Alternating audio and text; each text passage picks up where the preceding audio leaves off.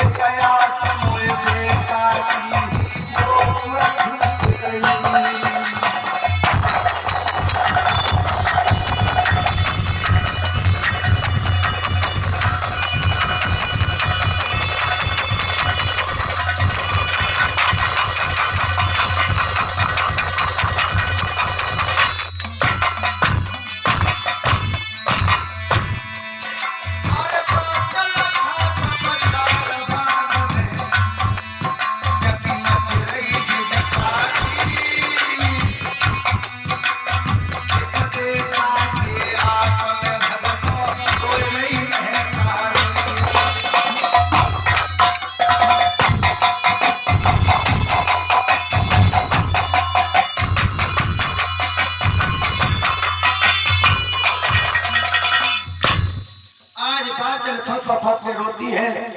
इधर महाराज जेवर सिंह भी रोते हैं, चेतन करो भैया।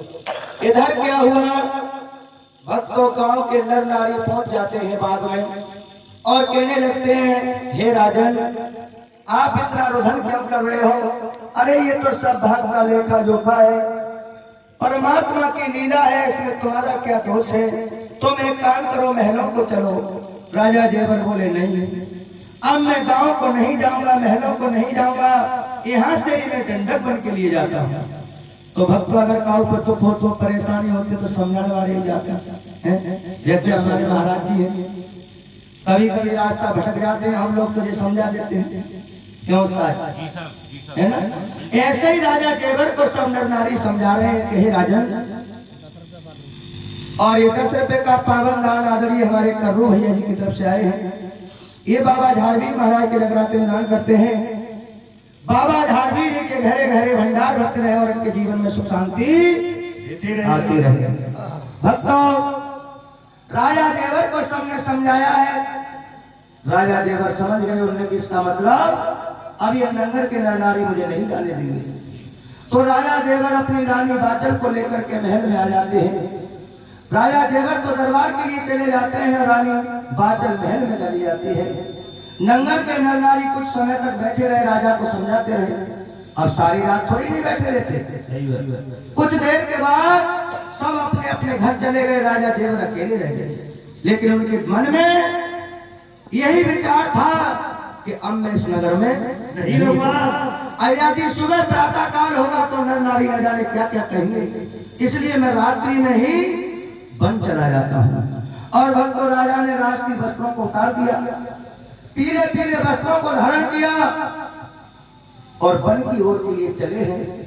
बंधु वाले के राजा के मन में एक विचार आया, क्या आया? कि मैं अपनी रानी बाचल को छोड़ के चला जाऊंगा और ना जाने में लौट कर वापस आया या नहीं आया।